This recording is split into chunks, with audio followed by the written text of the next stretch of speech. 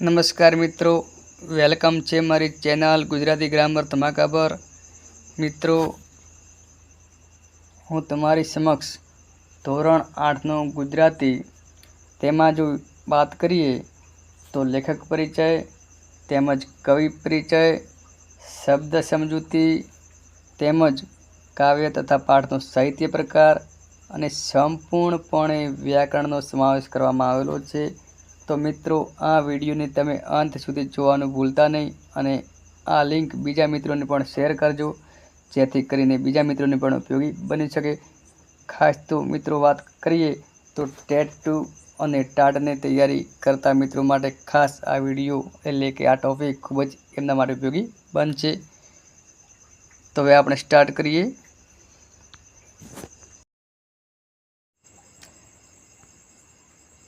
તો હવે જોઈએ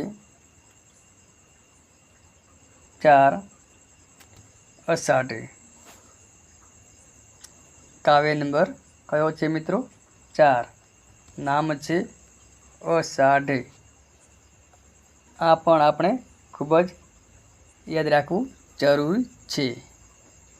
પરીક્ષામાં આના આધારે પ્રશ્નો પૂછાતા હોય છે। તો હવે આગળ વાત કરીએ, અષાઢે કાવ્યના કવિ કોણ છે? તો આપણો જવાબ શું હોવો જોઈએ મિત્રો? કવિ નટવરલાલ કુબીરદાસ પંડ્યા। કવિ નટવરલાલ કુબીરદાસ પંડ્યા। મિત્રો, પૂર્ણ નામ ઘણીવાર પરીક્ષામાં પૂછાતા હોય છે, તો યાદ રાખજો ખાસ। શું નામ છે? નટવરલાલ કુબીરદાસ પંડ્યા। ઉપનામ ઉસનસ। ઉપનામ ઉસનસ। કોનું ઉપનામ ઉસનસ છે?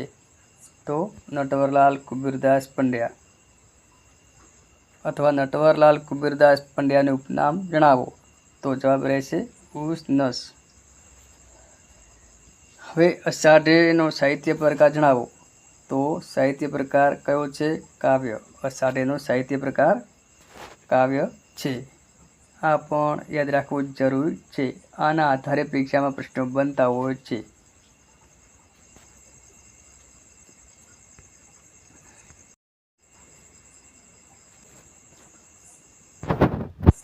એક મિનિટ। નેપથ્ય, આરદા, મનોમુદ્રા અને તૃણનો ગ્રહ ઉસનસના જાણીતા કાવ્ય સંગ્રહ છે। પરીક્ષામાં પ્રશ્ન બની શકે મિત્રો, ઉસનસના કાવ્ય સંગ્રહો જણાવો, અથવા તો એવો પ્રશ્ન બની શકે, નટવરલાલ કુબીરદાસ પંડ્યાના કાવ્ય સંગ્રહો જણાવો।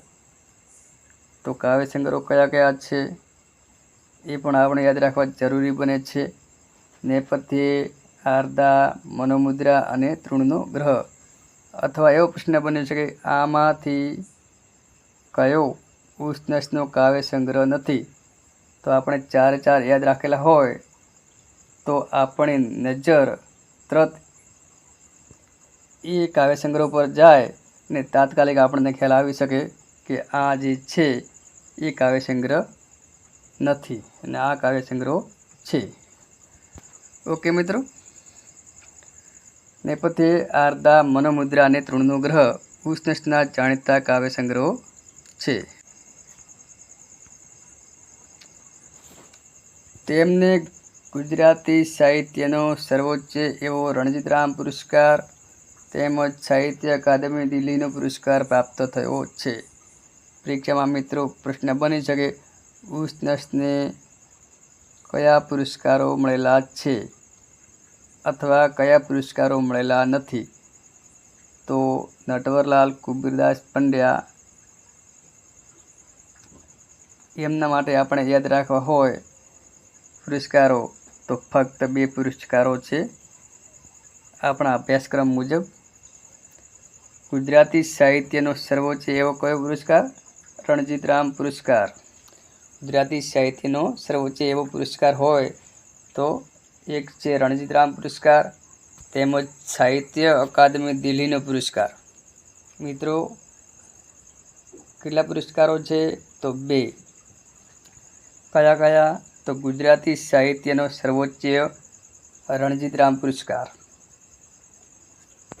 બીજું છે સાહિત્ય અકાદમી દિલ્હીનો પુરસ્કાર, એ પુરસ્કારો એમને પ્રાપ્ત થયેલા છે. આ વાત થાય છે મિત્રો નટવરલાલ કુબેરદાસ પંડ્યાની. એમનું ઉપનામ છે ઉસનસ.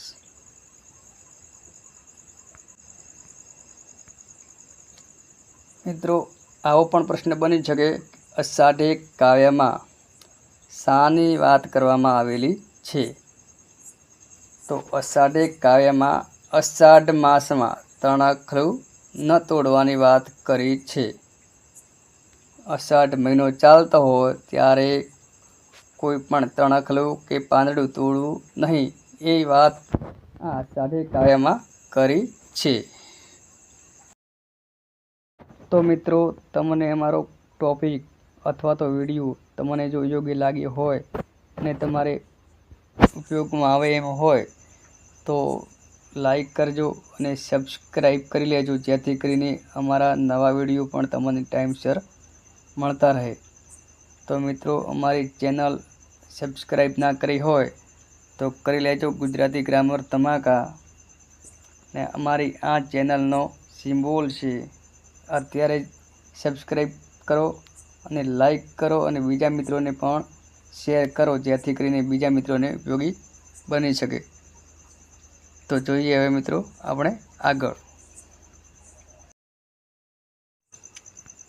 તો હવે આપણે જોઈએ શબ્દાર્થ.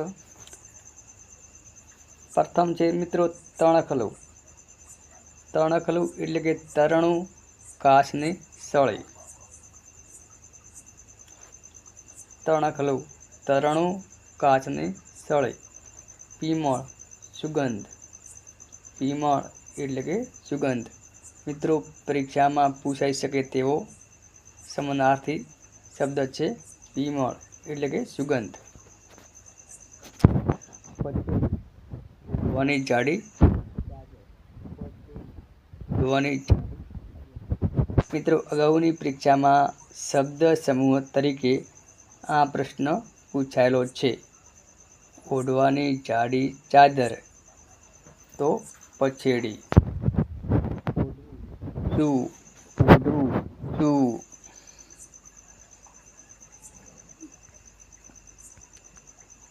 વાયુ પવન. વાયુ પવન. પ્રથમ પહેલું. પ્રથમ પહેલું.